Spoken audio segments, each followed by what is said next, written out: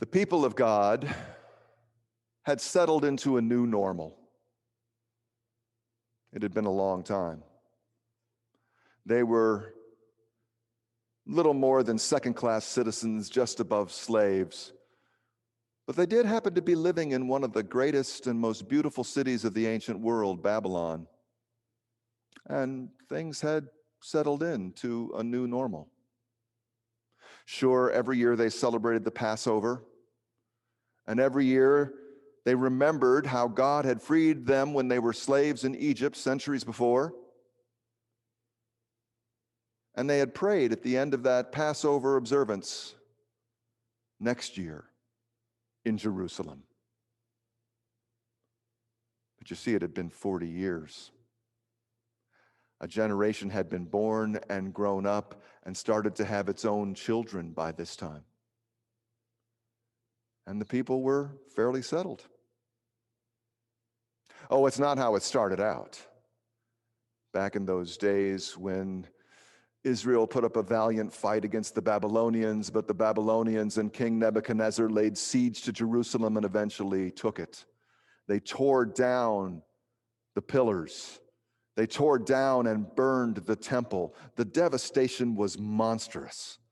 And then they gathered as many people as they could from among the intelligentsia, the scribes, the Levites, the Pharisees, anybody they could get, and all the royalty, and gathered them in the ruins of the temple. And there they brought out the king and his children. And in front of the king, Nebuchadnezzar killed all his children. And then they plucked out the king's eyes, so the last thing he saw was the death of his children. And then they told everyone to march. And they marched and marched and marched for days. The priests, the Levites, the scribes, the royalty, and all their family.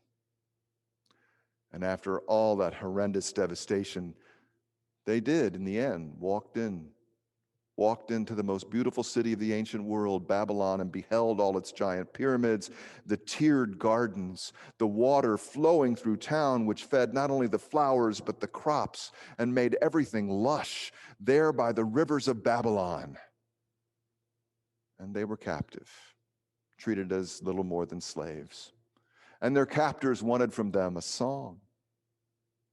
And the Israelites said, "How can we sing our songs in a foreign land?" They couldn't.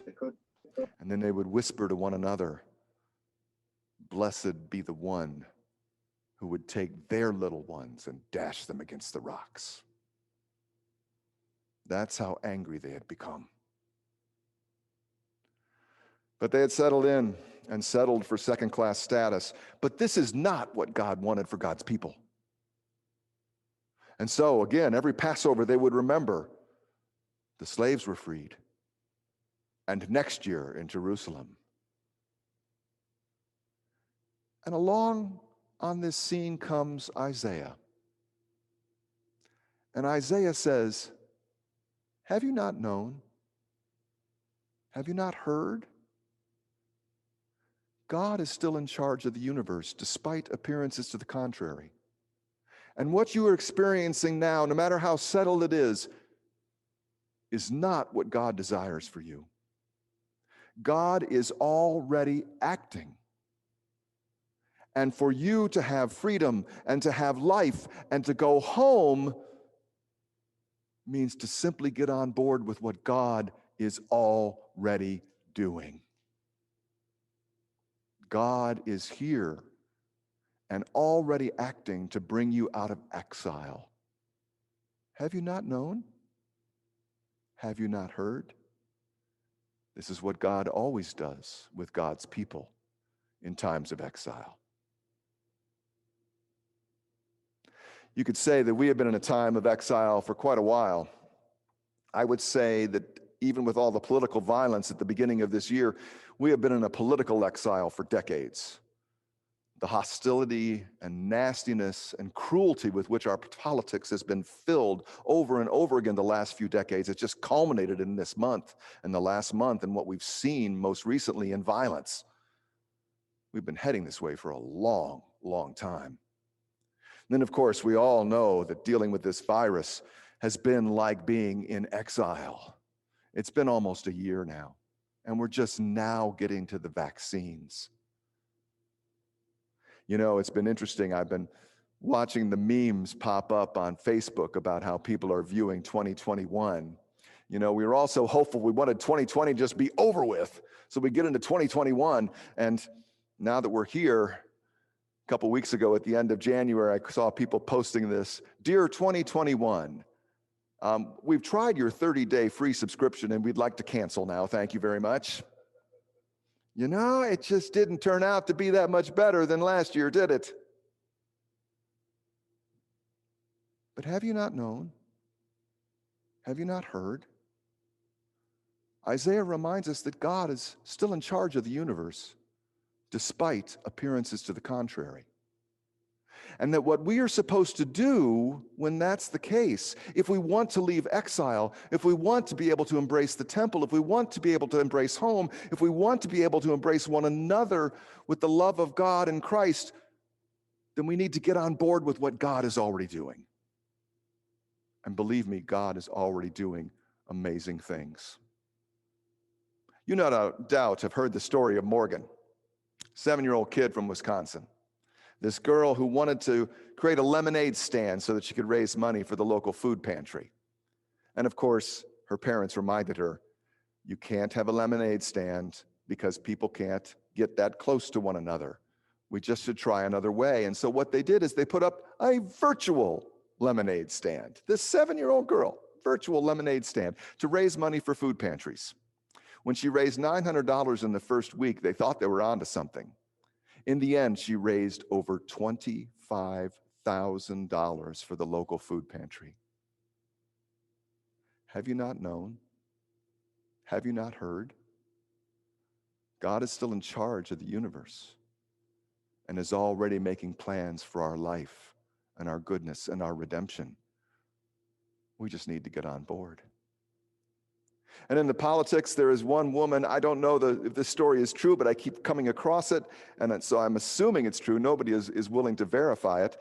But it's a story about, of all people, Dolly Parton, and how she's gone beyond politics. Apparently, Dolly Parton has had a lot of philanthropic work over her career, a lot.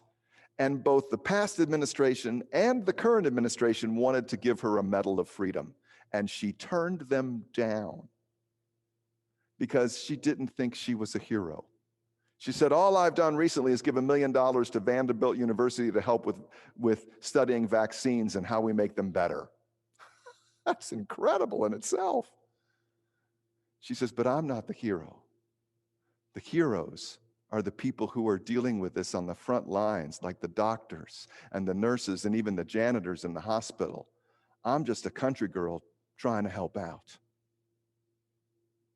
Have you not known, have you not heard that God is still in charge of the universe?